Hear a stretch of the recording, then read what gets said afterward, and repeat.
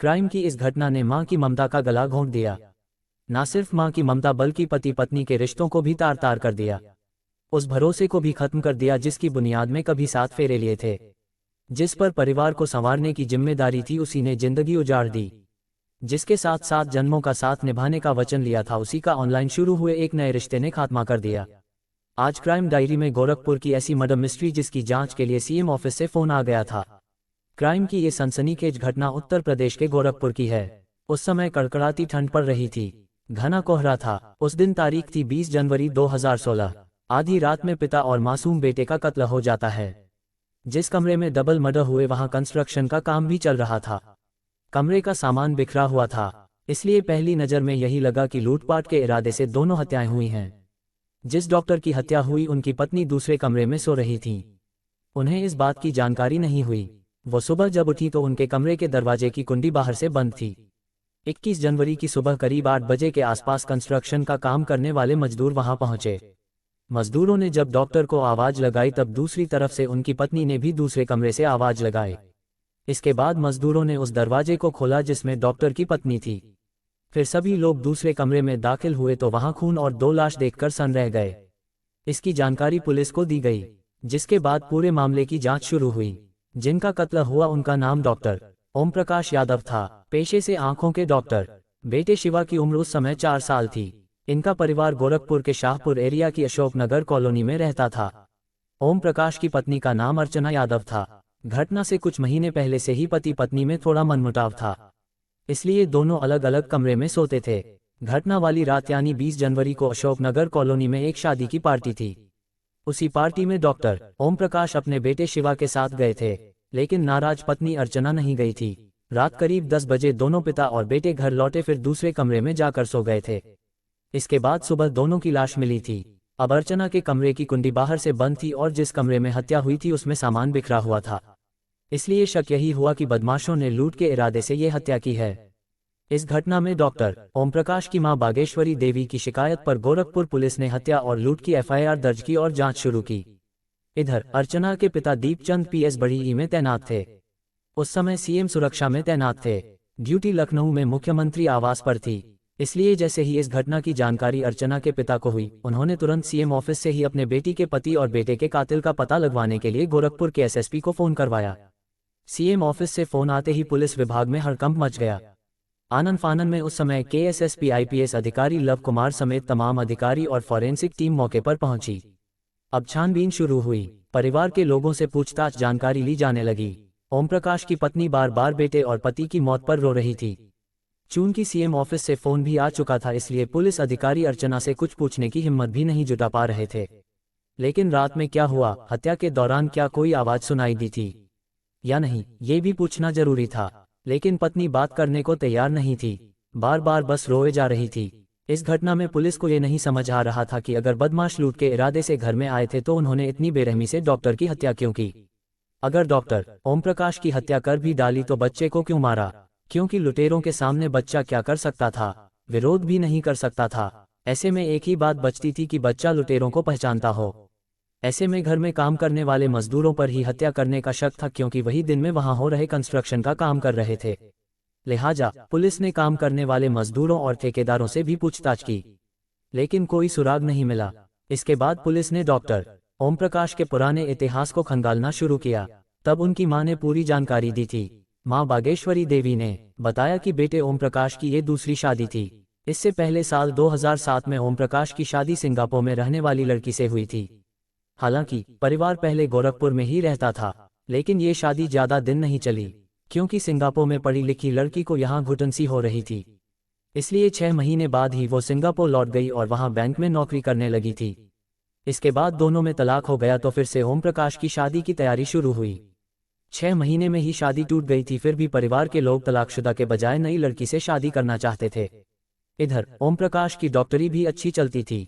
ओम प्रकाश के बड़े भाई राजकुमार यूपी पुलिस में इंस्पेक्टर थे। इनके पिता की मौत हो गई थी, इसलिए मां के साथ दोनों भाई भी रहते थे। इसी बीच दीपचंद यादव की बेटी अर्चना का रिश्ता आया था। दोनों परिवार में अच्छी बात हुई। इसके बाद दोनों की रजामंदी से साल 2009 में डॉक्टर ओम प्रकाश की शादी अर्चना यादव से हुई। शुरू के दिनों में सब कुछ ठीक रहा। लेकिन कुछ समय बाद ही अर्चना ने जॉइंट फैमिली में रहने से मना करने लगी। वो कहने लगी थी घर में काफ़ी काम करना पड़ता है, इसलिए वो पति के साथ अलग रहना चाहती है। लेकिन डॉक्टर ओम प्रकाश अलग नहीं होना चाहते थे। यहीं से परिवार में विवाद शुरू हुआ। आखिरकार परिवार में ओम प्रकाश और अर्चना ने अपना किचन अलग कर लिया और घर के दूसरे फ्लैट में रहने लगे। अर्चना और ओम प्रकाश की शादी के 3 साल बाद 2012 में एक बेटा हुआ। उसे घर पर शिवा बुलाते थे। पुलिस को डॉक्टर की मां बागेश्वरी ने यह भी बताया कि पिछले काफी समय से दोनों पति पत्नी में खूब झगड़े होते थे और पिछले 2-3 महीने से दोनों अलग अलग कमरे में रहने लगे थे। अब ये बात पता चलते ही पुलिस की जांच की दिशा दूसरी तरफ मुड़ी। आखिर ऐसी कौन सी वजह थी कि जॉइंट फैमिली से अलग होने के बाद भी दोनों में लड़ाई होती थी और पिछले कई महीने से पति पत्नी अलग अलग कमरे में रहने लगे थे। अब इस बात का पता लगाने के लिए पुलिस ने अर्चना से पूछताछ करना चाही, लेकिन उसने कुछ नहीं बताया। इसके बाद पुलिस ने अर्चना के फ़ोन की कॉल डिटेल निकाली, जिसके बाद पता चला कि रात में उसकी एक शख्स से बात होती थी। उसका नाम था अजय यादव। वो फिरोजाबाद का रहने वाला है, एक स्कूल में टीचर है। पुलिस ने उस मोबाइल नंबर की लोकेशन निकाली तो पता चला कि 20 जनवरी की रात में वो शख्स गोरखपुर में ही था। बस क्या था, पुलिस ने उसकी तलाश शुरू की। इसके बाद उसे हिरासत में ले लिया गया। जब उससे पूछताछ की गई तब सनसनीखेज खुलासा सामने आया। आरोपी अजय यादव ने बताया कि अर्चना से हमारी दोस्ती करीब 1 साल पहले फेसबुक के जरिए हुई थी। उस समय तक अर्चना का बेटा भी बड़ा हो गया था। घर पर ज्यादा काम रहता नहीं था, इसलिए अर्चना ज्यादा समय फेसबुक पर बिताने लगी थी। पति से छोटी छोटी बात पर लड़ाई होती थी, इसलिए अर्चना और हमारे बीच प्यार की बातें होने लगीं। फेसबुक पर चैट करते हुए ही दोनों ने एक दूसरे का नंबर ले लिया और फिर फोन पर बात करने लगे थे। ज्यादा फोन पर बात करने से ही पति पत्नी में दूरियां और बढ़ गई थीं। इसके बाद हम दोनों ने मिलने का मन बनाया, इसलिए अर्चना लखनऊ स्थित अपने मायके आ गई। यहाँ लखनऊ में ही मेरी और उसकी मुलाकात हुई। हम दोनों कई बार होटल में मिले और दोनों में फिजिकल रिलेशन भी बन गए। इसके बाद जब अर्चना गोरखपुर अपने ससुराल लौट गई, तब वहां भी वो मुझे दूर का रिश्तेदार बताकर घर बुला लेती थी। गोरखपुर में भी वो 2 बार आकर अर्चना से मिल चुका है। अब दोनों का रिश्ता ऐसा हो गया था कि अर्चना हमेशा के लिए मेरे साथ ही रहना चाहती थी। इसलिए फ़ोन पर बात करते हुए बताया कि 20 जनवरी की रात में पास में ही किसी की मैरिज एनिवर्सरी है। रात में उसके पति वहां जाएंगे और जब लौटकर आएंगे तभी सोते समय उनकी हत्या कर देंगे। हत्या के कुछ समय बाद दोनों शिवा को लेकर कहीं दूर चले जाएंगे, वहीं पर नई जिंदगी गुजारेंगे। उस समय तक बच्चे को मारने की कोई साजिश नहीं थी। अब साजिश के तहत 20 जनवरी की शाम तक ही अवध एक्सप्रेस ट्रेन से अजय गोरखपुर पहुंचा। यहां रात करीब 8 बजे डॉक्टर ओम प्रकाश अपने बेटे को लेकर शादी वाली पार्टी में चले गए, तभी अर्चना ने फोन करके अजय को घर बुला लिया था। घर पर आकर दोनों ने रिलेशन भी बनाए। इसके बाद अर्चना ने खुद ही फोन कर अपने पति से घर आने की जानकारी मांगी थी। रात करीब 10 से 10:30 बजे के बीच जब डॉक्टर ओम प्रकाश बेटे के साथ घर लौटने वाले थे, उससे पहले ही अर्चना ने अपने प्रेमी अजय को पति वाले कमरे में छुपा दिया था। अब रात में आने के बाद पिता और बेटे एक साथ उस कमरे में सो गए। इस तरह जब रात के 12:30 बजे तब प्रेमी अजय ने उस कमरे का दरवाजा अंदर से खोला जिसमें डॉक्टर ओम प्रकाश अपने बेटे के साथ सो रहे थे। इसके बाद अजय और अर्चना ने साजिश के तहत हथौड़े से मारने के लिए कमरे में दाखिल हुए। उस समय अजय ने हथौड़े से डॉक्टर ओम प्रकाश के सिर पर तेजी से वार किया। इससे वो जोर से चीखे तो फिर से 2 बार तेज वार किया। इससे ओम प्रकाश फिर से चीख नहीं पाए और हमेशा के लिए बिस्तर पर ही सोते रह गए। लेकिन पापा की चीख सुनकर बेटा उठ गया। सिर से खून बहता हुए देख वो डर गया और बचने के लिए पास में खड़ी मां की गोद में दुबक गया।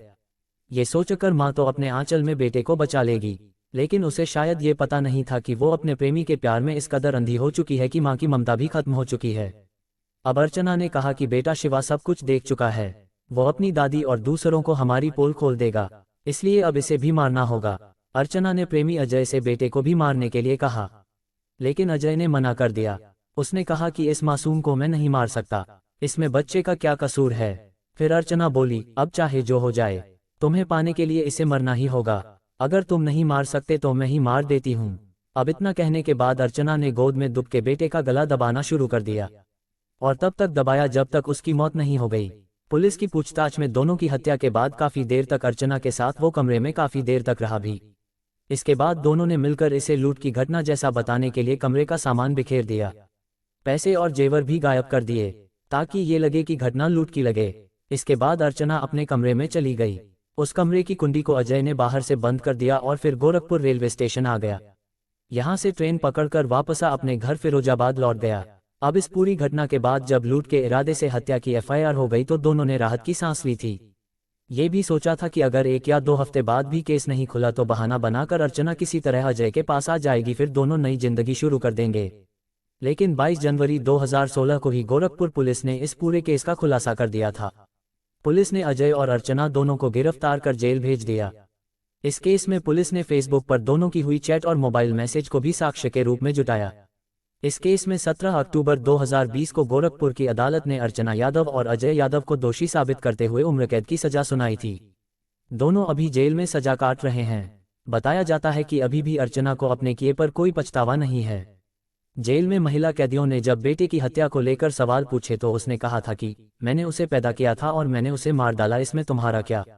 ये सुनकर जेल की महिला कैदियों ने उसकी पिटाई भी कर दी थी। इसके अलावा जेल प्रशासन से कई बार अर्चना ने पुरुष बैरक में बंद अजय से मिलने की गुहार लगा चुकी है, लेकिन दोनों में कानूनी तौर पर शादी नहीं होने की वजह से जेल प्रशासन उन्हें मिलने की अनुमति नहीं देता है।